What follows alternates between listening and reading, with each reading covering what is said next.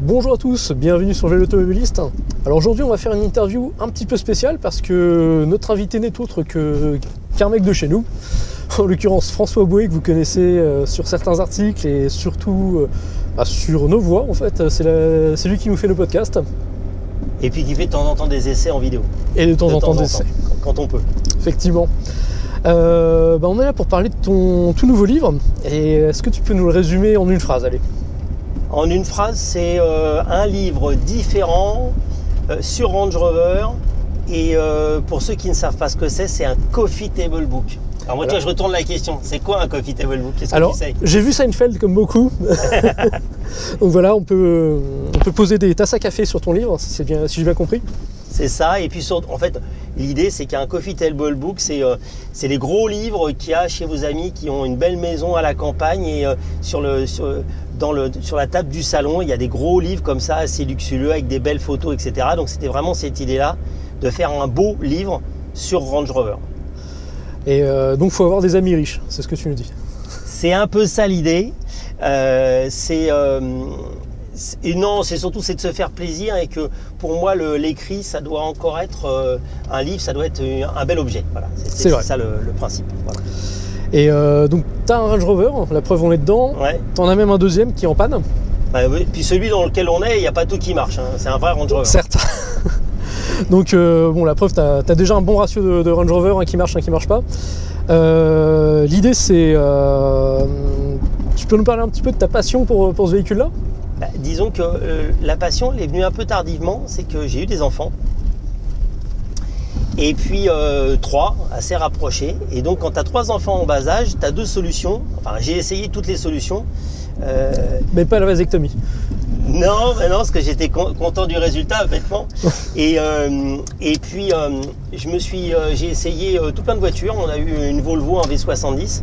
Donc, je fais coucou à quelqu'un qui m'expliquait que c'était hyper facile de mettre 3 sièges auto à l'arrière. Non, ça marche pas, c'est impossible. Sinon, en tout cas, si tu as un problème, pour sortir le gosse, pour le détacher, faut prendre un quart d'heure. Et j'ai découvert qu'il y avait un espace, ça me faisait pas tellement rêver. Et que le Range Rover, c'était tellement large à l'arrière que tu pouvais mettre 3 sièges auto. Donc c'est ça qui m'a un peu décidé. J'en ai acheté un. Et puis comme pour pas mal de choses, un Range Rover, j'ai eu beaucoup de voitures et c'est un des rares que j'ai racheté. Et j'en ai eu 3 en L322. C'est dire que pour moi c'est un gros exploit. Mais c'est tellement une auto géniale parce que ça sait tout faire. Je suis allé au ski, bon ça c'est facile. Hein.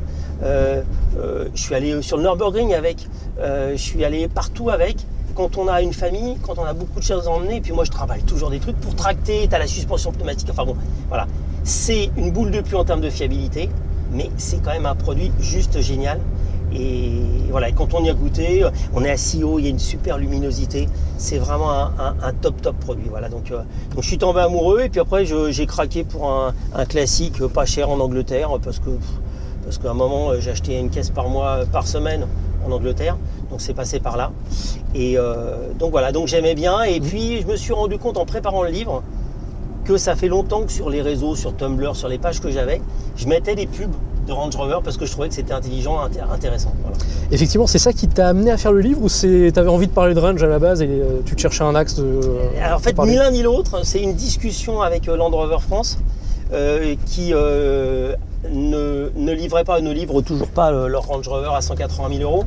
Et ils se disaient, faudrait peut-être faire un cadeau à notre client. Et donc moi je leur ai dit, ce qui serait sympa, c'est de faire un bouquin un peu différent sur Range où la ligne directrice, c'est les publicités, parce qu'il y a des tonnes de trucs à raconter dessus, c'est pas juste traduire, il y a à traduire, à expliquer, parce que c'est beaucoup en anglais et sur des pubs américaines. Et c'est surtout, il y a beaucoup de choses à raconter avec cet axe-là. Finalement, on n'a pas fait avec Land Rover, mais il y a des concessionnaires qui ont adhéré, donc on a lancé le bouquin. Et donc c'est ça la petite histoire du bouquin. Et donc une des originalités de ton livre justement, c'est que tu as invité des gens qui ont participé à la création des publicités et qui viennent les commenter. Est-ce que tu peux nous en dire un peu plus? C'est un peu le hasard et les miracles. Quand j'ai démarré le bouquin, j'ai commencé à faire un Insta. Et puis qui a relativement vite pris. Alors maintenant ça stabilise un petit peu. Et surtout, je postais des pubs et il y a un mec qui m'écrit qui me dit ça c'est moi qui l'ai écrite. c'est moi qui l'ai faite. C'est moi qui l'ai fait. Tu te dis, bon, après, tu discutes. Et en effet, j'ai retrouvé 2 gars qui ont travaillé près de 10 ans dans l'agence qui a fait le lancement du Range Rover aux États-Unis et qui, l'un écrivait vraiment le texte, qui était un copywriter, et l'autre qui était le patron, à un moment, qui était le patron du client Land Rover. Donc, qui ont pu raconter des tonnes d'histoires, donc qui me permettent d'éclairer. À l'intérieur, il y a beaucoup de choses. Ils ont fait l'avant-propos. Et il y a des pubs, bon, ils m'ont fourni des HD, etc. Donc ça, c'est assez inestimable. Et donc, il y a 6 ou 7 pubs où ils expliquent l'idée, le pourquoi, le comment, le sujet. Il y a une pub pour le Range LSE avec des Nike Air, tout à fait légales. Hein. Effectivement, elle est très très parlante, cette pub. Et tu vois, tu te dis, merde, une pub pour un Range Rover avec une blague parce que c'est une suspension pneumatique et qu'on part avec les Nike Air, tu te dis, mais ça serait plus possible maintenant. Et en fait, ils l'ont fait tout simplement, ils n'ont rien payé, c'était juste sur une poignée de main en disant, Banco, on vous envoie une paire de pompes pour faire le shooting, allez-y, quoi. Donc là, voilà, donc on apprend. Moi, je suis un grand fan des petites histoires pour raconter l'histoire des trucs. Et donc ça fait partie des choses très sympas. Et d'autant, comme tu dis, c'était l'arrivée du Range aux États-Unis vers la fin des années 80, vers 87, je crois. Ouais, c'est ça, tout à fait. Ouais. Et cette agence de pub a travaillé pour Land Rover pendant combien de temps, alors ? Pendant pas loin de 10 ou 12 ans, et après ils se sont fait éjecter. Et ça a été beaucoup moins rigolo. Et la petite histoire, c'est qu'à la base, le mec qui a pris les rênes de Land Rover pour lancer Land Rover aux États-Unis, il venait de Volkswagen, il était directeur marketing et il bossait avec une agence qui avait fait toutes les pubs hyper intelligentes. Donc DDB. Voilà. Ouais. Et donc en fait, ils ont choisi, le mec a choisi de prendre une agence qui était aussi des anciens DDB pour faire le même, avoir la même touch, quoi, si tu veux, par rapport à ça. C'est-à-dire de parler intelligemment aux gens et de les faire rire, de les faire sourire, qu'il y ait des allusions, etc. Bah justement, ouais, c'est ce que tu dis en préambule du livre, c'est que c'est souvent des publicités qui flattent notre intelligence. Et à ton avis, c'est culturel, c'est plutôt anglo-saxon ou c'est un peu lié à la nature du produit qui se prête à ce genre de publicité chiadée ? Je trouve que c'est volontaire ou involontaire assez fin. C'est-à-dire que, on ne va pas dire que les gens riches sont intelligents, mais disons qu'il y a plus de gens intelligents dans les gens riches, quand même un petit peu, en tout cas qui ont le niveau de culture, parce que souvent, c'est même pas de l'intelligence, je corrige. Ouais, t'as raison, c'est de la culture générale, ouais. Souvent, il y a des allusions culturelles qui sont très compliquées. Moi, heureusement que j'avais coucou Roger, un super traducteur qui m'a expliqué, qui est quelqu'un de très cultivé et qui s'y connaît aussi en automobile, qui a un P38, donc voilà, et surtout qui a une vraie culture générale et qui est anglais d'origine, et qui m'a expliqué des subtilités où il y a 1, 2, 3, 4 niveaux de compréhension sur certaines pubs anglaises. Donc voilà. Et surtout les pubs les plus géniales, c'est celles qui étaient faites pour les États-Unis. Et là, je pense que c'était vraiment une volonté de dire, c'était un produit importé, donc haut de gamme, très cher. Vraiment, c'était le positionnement que voudrait aujourd'hui reprendre Land Rover dans le monde entier, mais le positionnement de... C'est vrai qu'à l'époque, ils ne l'avaient pas encore en Europe, ouais. Et donc, c'était vraiment très cher. Et donc, clairement, tu vois, il y a des pubs du Wall Street Journal, etc. La clientèle, c'est quand même des gens qui ont un niveau de culture qui est vraiment élevé. Donc, ils tirent sur la corde de dire, voilà, on vous parle, on sait que vous êtes intelligent, on vous flatte. On vous dit, vous êtes intelligent, on vous parle comme à des gens intelligents. On vous vend aussi, du coup, une voiture intelligente. Et ce qui rend le livre d'autant plus plaisant, je trouve, parce que on voit des campagnes qui sont vraiment, vraiment fines, vraiment subtiles, et ça fait plaisir à voir, en fait. Et on voit aussi l'évolution, malheureusement. C'est-à-dire qu'on voit les débuts, où c'est des fois un peu briquet de broc, etc. C'est assez sympa. Et puis on voit le professionnalisme, la professionnalisation de la communication, parce qu'ils commencent à avoir du budget, ils confient à des vraies agences. Donc il y a le fond et la forme qui est top. Donc ça, c'est vraiment très sympa. Et puis après, on voit la décroissance, où pour moi, Land Rover se perd un peu. C'est-à-dire que c'est plus très subtil. Voilà, c'est du luxe, c'est beau, c'est épuré. Donc il y a une photo de caisse avec marqué on est les meilleurs. Bon, c'est passionnant, mais bon, en termes de mémorisation, c'est juste dramatique. Alors, et puis il y a des petites pépites, il y a des choses justement. Et à chaque fois les pubs, c'est pas simplement. Alors il n'y a pas que ça dans le bouquin. Il y a aussi des histoires de Range, il y a aussi des catalogues. Mais en tout cas, c'est l'occasion de raconter des choses sur le Range Rover. C'est-à-dire que je rebondis à chaque fois pour raconter des choses. C'est vrai que chaque année a un petit morceau de contexte avec voilà, le petit fait marquant de l'année, on va dire, et également l'histoire autour du range qu'il y a autour. Et par exemple, tu vois, il y a une pub pour le Dakar parce qu'ils ont fait des années, et en fait, ils reprennent un classement du 5-5 pour ceux qui sont fans. Et donc j'explique, et j'ai récupéré des photos un peu originales du range de René Medge pour le 5-5. Donc j'élargis tout le temps, c'est-à-dire que c'est pas juste une traduction, une explication de la pub, c'est l'occasion de rebondir. Et puis il y a des trucs qui sont rigolos, c'est ça qui me venait à l'esprit. Il y a une pub pour un L322 qui est démultipliée dans tout plein de versions. Et il y en a une qui est pour un concessionnaire canadien et qui est en cantonais. Ah oui, je me souviens de ceci. Et là, je dois t'avouer qu'il a fallu que je cherche. Et en fait, a priori, je me souviens plus pourtant c'est moi qui écris le livre. Je pense que c'est pas Montréal. Enfin, c'est une grande ville du Canada. Avec une communauté. Avec une énorme communauté asiatique. Et donc, comme c'est aussi, je pense, la communauté qui avait les moyens d'acheter un Range Rover 322 noir, voilà, parce que c'est ça. Il y avait des gens qui avaient beaucoup d'argent et qui avaient l'envie, qui étaient leurs clients. Et ben, ils font une pub. Sûrement dans un magazine. Effectivement, oui, les personnes les plus diplômées en Amérique du Nord, c'est souvent les communautés asiatiques. Ce qui est dommage, c'est que voilà, c'est plus vraiment le cas maintenant. On lui met un câble, tu connais mon franc-parler, on lui met un câble dans le cul, on met une photo en disant c'est la meilleure voiture du monde. Bon, super, enfin bon. De toute façon, il les livre pour, donc voilà. Voilà, problème est résolu. D'ailleurs, si vous avez des composants chez vous, envoyez-les chez Range directement.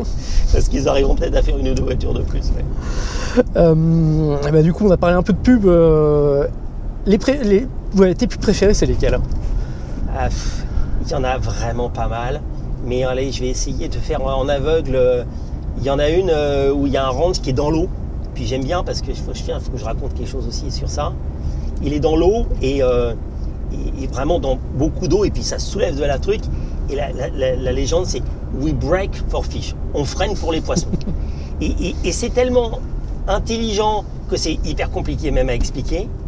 Et puis surtout, ce que j'aime dans toutes les pubs où il y en a une, où on voit comme une vue d'hélicoptère, il y a une file, c'est dans le désert, il y a une route perdue au milieu, il y a un embouteillage, et il y a une petite tache sur le côté avec une trace dans le sable, et il y a un range, évidemment, qui double tout le monde à côté. Où est Charlie, oui. Voilà, c'est ça.